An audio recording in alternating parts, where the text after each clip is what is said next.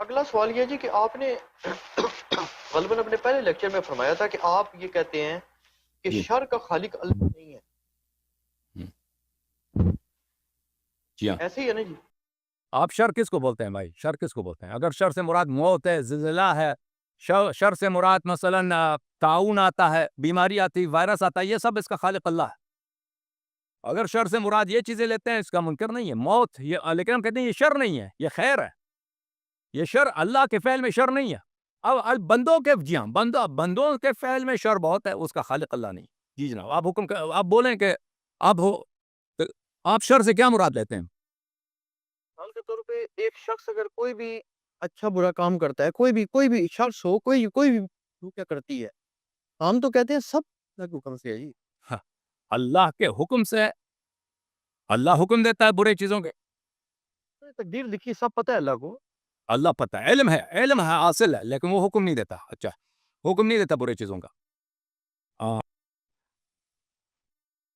آپ تھوڑی سی وضاحت فرمائیں نا کہ آپ میں وضاحت کرتا ہوں. ہاں، میں وضاحت کرتا ہوں آپ کے لیے. دیکھیں، یہ آپ کو نہیں معلوم اس مسئلے کا جو تفصیل ہے، آپ صحیح طرح سے شاید نہیں پوچھ پا رہے، میں آپ کو بتاؤں گا ابھی. عزیزو، بات یہ ہے کہ اس بات میں عالم اسلام میں کوئی شک نہیں ہے کہ جو اعمال ہمارے اختیاری اعمال نہیں ہیں، مثلا زلزلہ آیا کہیں کسی کا موت ہو گیا، بچہ کنویں میں گر گیا، مر گیا، اگر گر جاتا ہے تو وہ اختیار سے گرتا ہے. مثلا اگر وہ فرض کریں وہ ایسا گرتا ہے کہ اس کا اپنا فعل نہیں ہے، وہ ایک جگہ کھڑا تھا، وہ زمین کھل گیا، مر گیا، یا وائرس آ گیا. یہ چیزیں جو دنیا میں ہوتی ہیں یہ شر نہیں ہے. اچھا یہ سب اللہ کے حکم سے ہے، اللہ کے علم سے ہے، اللہ کے رضا سے ہے، اللہ کا کام سے، اللہ کا کام ہے. سمجھ میں آ رہی؟ جو چیزیں ہمارے افعال غیر اختیاری ہیں، غیر اختیاری، لیکن یہ شر نہیں ہے. زلزلہ شر نہیں ہے، سیلاب آتا ہے یہ شر نہیں ہے. یہ نظام خلقت میں اس کے بڑے فائدے ہیں. بعض چیزیں ایسی ہیں جن کو ہم اس کو نہیں سمجھتے، اس کا فائدہ نہیں سمجھتے، ہمیں شر لگتا ہے، لیکن وہ شر نہیں ہوتا. وہ نظام خلقت میں اس کا وائرس جو ہے، اس کا یہ شر نہیں ہے. بیماریاں جو آتی ہیں یہ شر نہیں ہے. موت آتا ہے، یہ موت ایک نعمت ہے. موت نہ ہو تو انسان پتہ نہیں کیا کرے گا. ٹھیک ہے نا؟ یہ چیزیں لیکن سب بات ہے افعال اختیاریہ میں، جو ہمارے اختیار سے. میں نے ہاتھ اٹھایا ابھی، میں نے کہا السلام علیکم، یہ میرا اختیاری فعل ہے. اب میرا غیر اختیاری فعل ہے، میرا دل دھڑکتا ہے، میرا دل کی دھڑک، وہ غیر اختیاری ہے، وہ اللہ کا کام ہے. لیکن میں نے ہاتھ ہلایا، میں نے ابھی یہاں پہ آپ سے بات کرتا ہوں، میں چائے پیتا ہوں، یہ چائے کا کپ اٹھایا میں نے. یہ اختیاری افعال جو ہیں، اس کا خالق کون ہے؟ اس کو بجا لانے والا کون ہے؟ یہ کس کا فعل ہے؟ دیکھیں عزیزوں، اس میں عالم اسلام میں دو فرقے ہیں، دو فکر ہے. ایک شیعہ کا فکر اور ایک سب مخالفین کا فکر. معتزلہ بھی، جو اب معتزلہ نہیں بچے دنیا میں. معتزلہ کا اصل واصل ابن عطا سے ہے. واصل ابن عطا ابو محمد ابن حنیفیہ کے ایک بیٹے ہیں، ان کا نام ہے ابو عبداللہ ہاشم. وہ ہاشم جو تھے وہ واصل ابن عطا کے استاد ہیں. ٹھیک ہے نا؟ تو اصل معتزلہ کا فکر کیونکہ شیعوں سے بہت ملتا ہے، بہت سارے مسائل میں، حسن قبح فعل، اختیار میں، جبر میں، اور اللہ تعالیٰ کے صفات میں، اور افعال میں، خلق افعال میں. تو ان کی جو عقیدہ ہے شیعوں سے بہت، اس کی وجہ یہی ہے کہ ان کا اصل جو ہے کن سے ہے؟ ان کا اصل اہل بیت سے بہت ساری چیزیں لی ہوئے ہیں. کن سے؟ محمد حنیفیہ کے بیٹے سے انہوں نے لیا ہے. اچھا، تو عالم اسلام میں دو فکر ہیں، ایک ہے جبر اور ایک ہے اختیار. ایک ہے جبر اور ایک ہے اختیار. ٹھیک ہے نا؟ معتزلہ اور شیعوں کا قول ہے. معتزلہ تو اب رہے نہیں نا دنیا میں، کوئی شیعوں کا قول ہے کہ ہمارے افعال اختیاری جو ہے، ہمیں اختیار ہے، ہم اپنے اختیار سے بچا لاتے ہیں، اور وہ واقعاً ہم بچا لاتے ہیں. یہ اللہ کا کام نہیں ہے، اللہ کے علم میں ہے. اللہ نے ہمیں طاقت دی ہے، اللہ جب چاہے یہ طاقت ہم سے لے لے. میں نے یہ قلم اٹھایا نا، قلم اٹھایا، میں قلم سے لکھتا ہوں، یہ قلم اٹھانا اللہ جانتا ہے، یہ قلم اللہ جانتا کہ میں اٹھاؤں گا. یہ قدرت بھی اللہ نے دی ہے مجھے، لیکن یہ اختیار بھی مجھے اللہ نے دیا ہے، لیکن یہ ڈیسیجن میرا تھا، اور میں نے جو اٹھایا ہے اس طاقت کے ساتھ اٹھایا جو اللہ نے مجھے دی ہے. اللہ اگر چاہے تو میرا حال شل کر دے، میرا ہاتھ کام نہ دے، لیکن اللہ نے یہ طاقت مجھے دی ہے کہ میں اس دنیا میں امتحان کے لیے افعال بچا لوں. یہ ہمارا عقیدہ ہے. اچھا، اس کے مقابلے میں جبریہ ہیں. جبریہ کے دو اقسام ہیں، جبریہ محضہ، ایک جبریہ متوسطہ. جبریہ محضہ جو ہے وہ جہمیہ ہیں. جہم ابن صفوان ترمذی جو سنہ 127 میں خراسان میں بنی امیہ کے مقابلے میں مر گیا تھا، اس کو نسبت دیا جاتا ہے کہ وہ جبریہ محضہ ہیں، یعنی وہ کہتے تھے کہ انسان کا نہ تو طاقت ہے، نہ قدرت ہے، اور نہ ہی ارادہ ہے. یعنی آپ کے پاس، آپ سمجھتے ہیں کہ آپ نے اپنے طاقت سے یہ ہاتھ ہلایا، نہیں.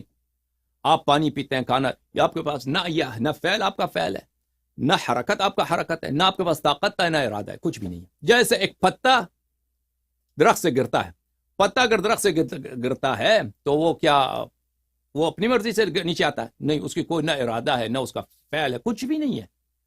پتا گر جاتا ہے، وہ نہ اس کا ارادہ ہے، نہ اس کی طاقت ہے، نہ اس کا فعل ہے، یہ سب اس پہ لاگو کیا جاتا ہے. ٹھیک ہے نا؟ اسی طرح انسان ہے. آپ سمجھتے ہیں کہ آپ کا یہ افعال ہیں، آپ کے افعال نہیں، یہ سب اللہ کے افعال ہیں. اس کو اب یہ واقعاً اس نے بولا یا نہیں بولا، اس میں اختلاف ہے. ٹھیک ہے نا؟ اب نسبت اس کے مخالفین اس کو نسبت دیتے ہیں کہ اس نے یہ کہا. بہرحال اس میں خود نزاع ہے. یہ جبریہ محض ہے. اس کے علاوہ جبریہ متوسطہ ہیں. جبریہ متوسطہ سب فرقے جو ہمارے مختلف برادران اہل اسلام ہیں، یہ جبریہ متوسطہ ہیں. یہ خود کہتے ہیں، یہ بات نہیں ہے کہ ہم نے ان کو عنوان دیا ہے، یہ عنوان ان کا اپنا ہے. یہ جبریہ متوسطہ ہے، یعنی یہ کہتے ہیں کہ ہم جبر کے قائل ہیں، لیکن اس طرح نہیں جس طرح وہ کہتے ہیں. انسان کا طاقت ہے، انسان کا ارادہ بھی ہے، انسان کا طاقت بھی ہے. انسان سب سے بڑا جو فرقہ ہے مسلمین میں عدد کے لحاظ سے طول تاریخ اشاعرہ کا، اشاعرہ. اور انڈیا پاکستان میں جو ہمارے برادران ہیں یہ اکثر ماتوریدیہ ہیں، اور ماتوریدیہ بھی اکثر مسائل میں تابع ہیں اشاعرہ کے، یعنی مخالفت نہیں ہے، اتفاق ایک ہے، دلائل ایک ہے. اکثر مسائل میں 90-95% میں ایک ہی ہیں. اچھا، ان کا قول بہت، بعض ماتوریدیہ کا قول بعض کا مخالف ہے اشاعرہ سے، وإلا ان کا بھی قول یہی ہے. کہتے ہیں کہ ہمارے پاس طاقت ہے. مثلا میں نے یہ چائے کا کپ اٹھایا، یہ طاقت ہے کہ ہم یہ کپ اٹھائیں، لیکن اس طاقت کا کوئی اثر نہیں ہے، یہ غیر مؤثر ہے. سمجھ میں آ رہی ہے؟ فعل کے بجا لانے میں ہماری طاقت کا کوئی اثر نہیں ہے. ہم اگر میں نے یہ کپ اٹھایا تو اللہ اپنی طاقت سے یہ فعل اس نے مجھ میں پیدا کیا. مجھ میں جو طاقت ہے، انرجی ہے، جو پاور ہے، اس میں اس کی کوئی تاثیر ہی نہیں ہے. اللہ نے اپنے طاقت سے میرے میں اس نے حرکت ایجاد کیا.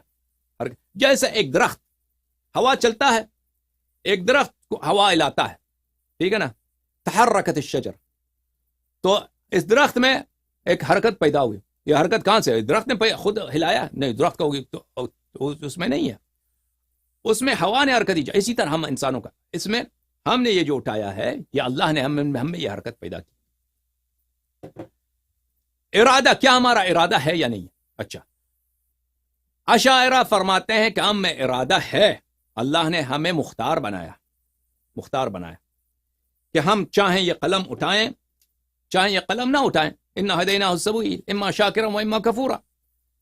میں ابھی چاہوں آپ سے بات کروں، چاہیں یہاں سے اٹھ کے چلا جاؤں، یہ میرا، اللہ نے مجھے مختار بنایا. لیکن یہ مجھے مختار بنایا، لیکن جب میں قلم اٹھاتا ہوں، کوئی کام کرتا ہوں، تو وہ ارادہ جزئیہ، وہ ارادہ خاص، وہ خاص نیت، وہ اللہ مجھ میں پیدا کر دیتا ہے، مجھ میں پیدا کر دیتا ہے. سمجھ میں آ رہی بات آپ کو؟ تو نتیجہ کیا ہوا؟ نتیجہ یہ ہوا کہ ابھی میں فرض کریں میں نماز پڑھنا چاہتا ہوں نا، اللہ نے مجھے اختیار کلی یعنی کہ میں چاہوں نماز پڑھوں، چاہے نماز نہ پڑھوں، یہ میرا اختیار ہے. لیکن اگر میں چاہوں نماز پڑھوں، یہ ارادہ خاص کہاں سے ہے؟ یہ اللہ نے مجھ میں پیدا کیا ہے، اللہ نے مجھ میں پیدا کیا ہے. کیونکہ اللہ خالق کل شیء والذی خلقکم وما تعملون، اللہ آپ کو خلق کیا اور آپ کے اعمال کو خلق کیا. تو اللہ نے مجھ میں وہ ارادہ پیدا کیا کہ میں نماز پڑھوں، اور پھر میں جب نماز پڑھتا ہوں، یہ سارے حرکات اللہ تعالیٰ نے مجھ میں پیدا کیے ہیں، مجھ میں پیدا کیے. تو اس طرح جب ہوا تو شر سب اللہ سے نا. ایک شخص جا کے کیا کرتا ہے؟ نماز پڑھتا ہے، اس نماز پڑھنے کا ارادہ اللہ نے اس میں ایجاد کیا، نماز کے حرکات اللہ نے اس میں ایجاد کیے ہیں، تو یہ سب اللہ کا فعل ہے. تو یہ حقیقت میں جبر ہے، لیکن جبر ہے کہ بظاہر مختار ہے، بظاہر اختیار ہے. اچھا، لیکن ایک شخص دوسرا شر بجا لاتا ہے، میں کہتا میں جا کے نبی کریم صلی اللہ علیہ وسلم سے قتال کروں گا، جنگ کروں گا، تلوار لے کے آتا ہے میدان جنگ میں اسلام سے لڑنے کے لیے. تو اس نے نیت، اس کا کہاں سے ہے؟ نیت اللہ نے اس کے شعور میں ڈال دیا، یہ اللہ نے خلق کیا. پھر حرکات جو قتل کرتا ہے مسلمانوں کو, تلوار مارتا ہے, نبی کریم صلی اللہ علیہ وسلم کو گالی دیتا ہے, حملہ کرتا ہے, یہ سب کس, تو یہ شر کیا کہ شر پر اللہ ہے, خیر و شر دونوں سب اللہ کی جانب سے. ملاحظہ فرمائیے, میں یہ آپ کو شاید یقین نہ آئے کہ ایسا کوئی کہہ بھی سکتا ہے مسلمانوں میں, یہ مسلمین جمہور مسلمین کا یہی قول ہے, اشاعرہ کا یہ قول ہے, اہل حدیث کا یہ قول ہے, ابن تیمیہ کا یہ قول ہے, ماتوریدیہ کا قول کچھ مختلف ہے اس میں, جماعت ماتوریدیہ کا, ان میں سے سب کا نہیں, جمہور ماتوریدیہ جو فرماتے ہیں وہ یہ ہے کہ ہمارے اعمال اللہ بجا لاتا ہے, یہ ہمارا اعمال اللہ کا کام ہے. اچھا, اور نیت ارادہ جو ہے وہ ہم کرتے ہیں, لیکن نیت ہماری ہوتی ہے, یعنی میں بھی نیت کرتا ہوں, میں نماز پڑھتا ہوں, یہ اللہ میرے باطن میں نیت پیدا نہیں کرتا, میں نیت کرتا ہوں, یہ نیت میری ہے. اچھا, لیکن جب میں نے نماز کرنے کی نیت کی تو اللہ تعالیٰ وہ حرکات مجھ میں پیدا کر نیت کرنے کی. سمجھ میں آ رہی نا آپ کو؟ انما الاعمال بالنیات, تو وہ کہتے ہیں کہ جزا و سزا کس کی ہے؟ نیت کی ہے, کیونکہ فعل تو سب اللہ کا ہے. ایک شخص ہے گناہ کی نیت کرتا ہے, ہاں اللہ اس میں گناہ پیدا کر دیتا ہے.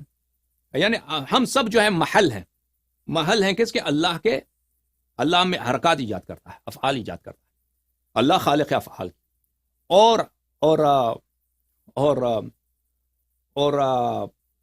ہم ایک شخص نیت کرتا ہے خیر کی, اللہ اس میں فعل خیر ایجاد کرتا ہے. ایک شخص شر کی نیت کرتا ہے, اللہ اس میں فعل شر کی نیت کرتا ہے, لیکن نیت اس کا اپنا ہے.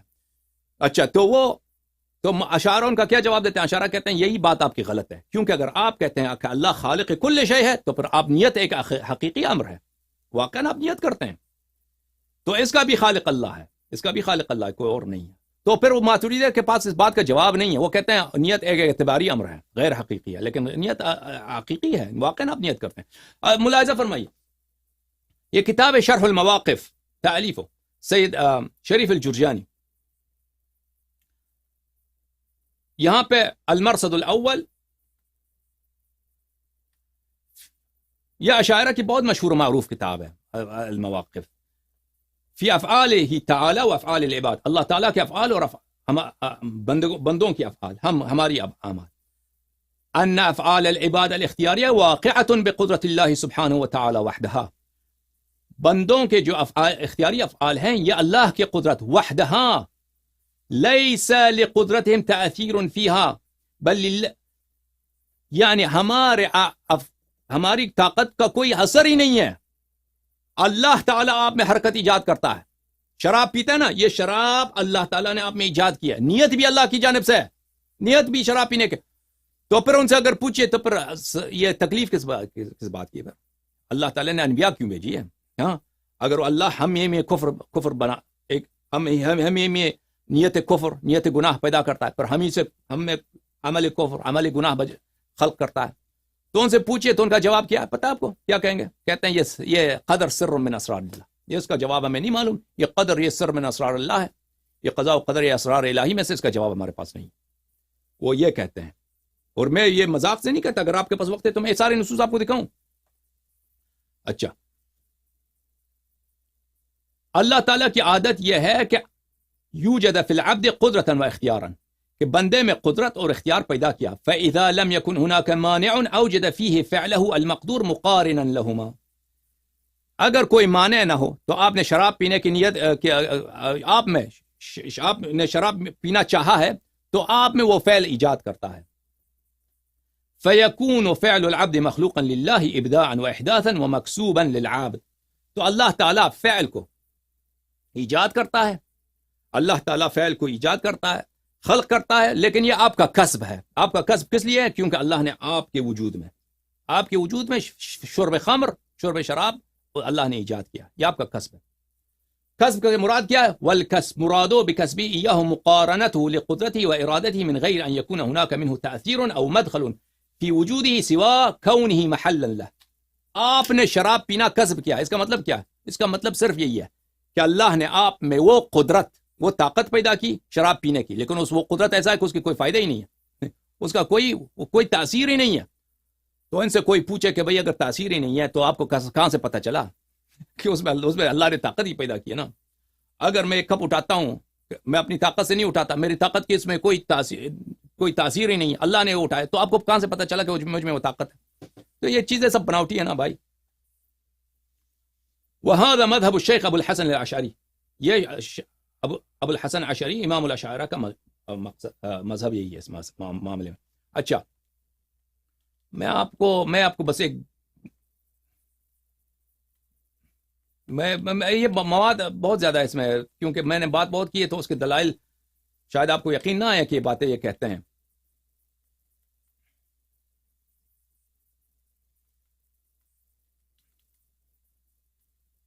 یہ بہت مشہور معروف ہیں ماتوریدیہ کے متکلم مسعود ابن عمر تفتازانی, شرح المقاصد جزء الرابع چھاپ عالم الکتب, العبد مضطر فی صورت المختار. عبد جو ہے, انسان جو ہے, ظاہراً اختیار ہے, کوئی اختیار کوئی نہیں ہے, حقیقت میں مجبور ہے, مضطر ہے. ہاں, فالانسان مضطر بصورت الاختیار. میں اب وقت آپ کا زیادہ نہیں لیتا. اگلے صفحے میں وہ فرماتے ہیں کہ فالانسان مضطر فی صورت مختار کالقلم فی ید الکاتب والوتد فی شق الحائط. انسان مضطر ہے, بظاہر انسان ہمارا اختیار ہے, لیکن حقیقت میں ہم مختار نہیں, ہم مجبور ہیں افعال بجا لانے میں, جبر ہے حقیقت میں. اچھا, کالقلم فی ید الکاتب, قلم کاتب کے ہاتھ میں. یہ قلم میرے ہاتھ میں لکھتا ہوں, اس قلم کا کوئی ارادہ ہے؟ اس قلم کا کوئی ارادہ ہے؟ کچھ نہیں. یہی ہے انسان. اللہ تعالیٰ ہم سے جو کروائے وہ کروا لیتا ہے, ہمارا کوئی ارادہ ہی نہیں, کوئی کچھ بھی نہیں ہے. والوتد فی شق الحائط, جیسے ایک میخ ہی بولتے ہیں آپ اردو میں, اردو زبان میں میخ بولتے ہیں. اچھا, میخ کو آپ دیوار میں مارتے ہیں نا ہتھوڑی سے, میخ کو ہتھوڑی سے مارو دیوار میں, میخ کا کوئی ارادہ ہے؟ کوئی ارادہ نہیں ہے. قال الحائط للوتد لما تشقني فقال سل من يدقني. کہتے ہیں, یہ شعر سناتا ہوں آپ کو, تفتازانی صاحب فرماتے ہیں کہ دیوار نے میخ سے پوچھا کیوں تم مجھے شک کر رہے ہو, کیوں تم مجھے میں داخل ہو رہے ہو؟ تو اس نے میخ نے جواب دیا کہ اس سے پوچھو جو مجھے مار رہا ہے. ٹھیک ہے نا. میں ایک اور نص آپ کو دکھاؤں. یہ کتاب اکمال المعلم بفوائد مسلم الجزء السابع قاضی عیاض یحسبی کی. یہاں پہ العین حق, یہ حدیث رسول پاک صلی اللہ علیہ وآلہ وسلم کی کتاب مسلم ہے. العین حق, کسی کو آپ آنکھ لگائیں, بری آنکھ لگائیں, یہ حق ہے. ٹھیک ہے. تو اس کے جواب میں فرمایا, اچھا وہ بعض لوگوں نے کہا کہ اس میں طبیعت میں, آنکھ کی طبیعت میں ایسی طاقت ہے جیسے آگ جلاتا ہے, پانی ٹھنڈا کر لیتا ہے. فرض کریں سورج آ جاتا ہے تو کیا ہوتا ہے, سورج کے آنے سے روشنی پیدا ہوتی ہے. تو آنکھ میں بھی ایسی طاقت ہے کہ آنکھ لگتا ہے کسی آدمی بیمار ہو جاتا ہے. فرض کریں بعض لوگوں نے یہ کہا ہے اس حدیث کی شرح میں.